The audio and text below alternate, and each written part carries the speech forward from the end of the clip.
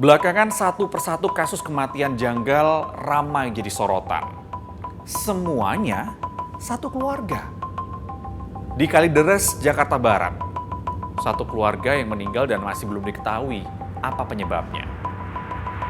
Di Magelang, Jawa Tengah, yang belakangan terungkap tewas diracun. Atau dua lansia kakak beradik di Taman Sari, Jakarta Barat yang ditemukan sudah membusuk. Apa sebenarnya yang terjadi? Kita diskusi. Seolah-olah nggak habis-habis, kasus misteri kematian sekeluarga muncul kembali di tengah publik. Yang paling membuat geger yang terakhir terjadi di Kabupaten Magelang, Jawa Tengah. Satu keluarga ditemukan tewas yang terdiri dari ayah, ibu, dan anak sulung. Ketiganya ditemukan tewas di 3 kamar mandi yang berbeda di dalam rumah. Belakangan diketahui ayah, ibu, dan si sulung ini tewas diracun oleh si bungsu.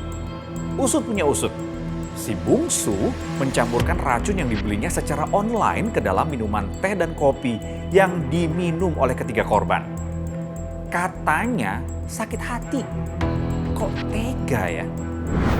Ya, muncul niat yang karena sakit hati, ide untuk menghabisi daripada orang tua maupun kakak kandungnya sendiri. Sakit hati apa karena dia sempat diejek atau sempat? Enggak, karena sakit hati karena diberikan beban untuk memenuhi kebutuhan keluarganya sehari-hari karena untuk biaya pengobatan orang tua. Ya, itu dari minuman apa Bu yang diperiksa?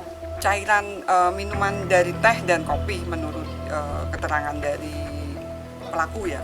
Kalau ditemukan di tempat di gelasnya juga sisanya Durasi kadarnya ya sangat mematikan karena bisa 3 orang dewasa meninggal karena meminum cairan yang ada racunnya.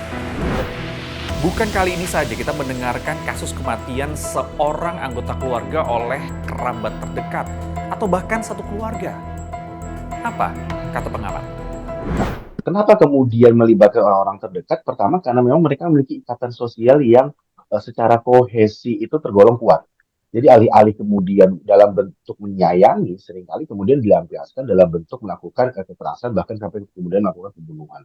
Yang kedua, lemahnya dalam ini adalah kontrol sosial atau ikatan-ikatan yang kemudian melekat di masing-masing anggota keluarga. Bisa kita jabarkan dalam konteks yang pertama adalah keterlibatan dalam aktivitas kebersamaan. Jadi menurunnya aktivitas seperti misalnya melakukan komunikasi.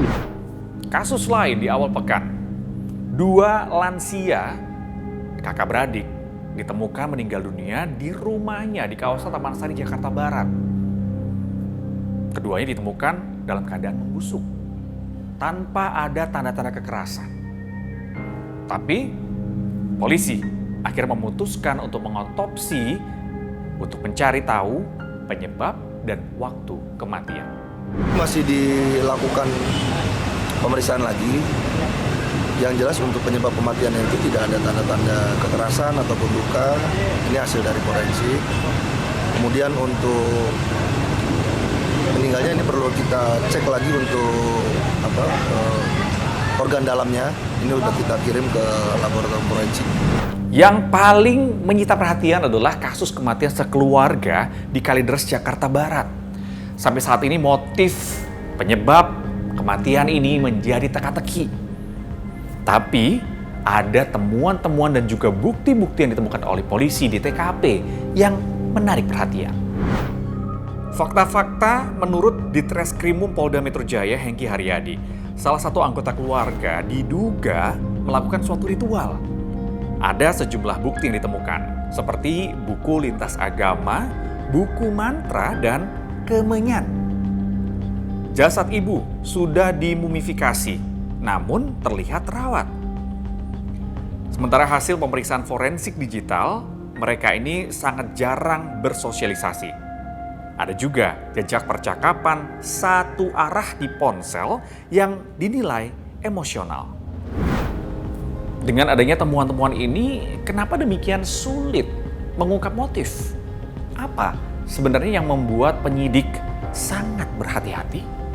Dari sini bisa kita lihat, kalau memang secara umum aktivitas tersebut adalah normal, maka asumsi terkait apokal itu bisa kita gugurkan seperti itu. Tapi jika memang dalam beberapa tahun terakhir bahkan mereka lebih taat ya terhadap ajaran tersebut, maka bisa kita lihat ada kecenderungan yang berbeda. Apakah kemudian dia di tempat kerja melakukan aktivitas yang ritual-ritual yang berbeda dengan orang-orang kebanyakan, atau justru sebalikannya, apakah justru dia semakin abai dengan apa yang orang terjadi di masyarakat tersebut. Nah, dari hal ini bisa kita petakan dari 3 gradasi besar, dari pihak keluarga, dari masyarakat, atau kemudian dari orang-orang yang memang terlibat di aktivitas tersebut, sehingga bisa ditarik kesimpulan apakah memang motivasi ini dilakukan untuk menganut suatu kepercayaan sehingga mereka bisa mencapai nirwana melalui media-media bunuh diri, atau justru ada sesuatu yang mereka ingin tutupin bahkan dari keluarga besar sekalipun, sehingga mereka ingin berusaha semaksimal mungkin selama 5 tahun menutup diri, dan kemudian ada upaya-upaya untuk melakukan aktivitas jual beli terhadap rumah yang mereka miliki atau aset-aset yang mereka miliki. Sakit hati, putus asa, dendam, atau apapun alasannya, sangat-sangat tidak bisa diterima jika ujung-ujungnya menghilangkan seorang nyawa. Setiap masalah pasti ada solusi, tapi bukan mati dengan cara yang dibenci Ilahi. Sampai di sini diskusi. Saya Jati, undur diri.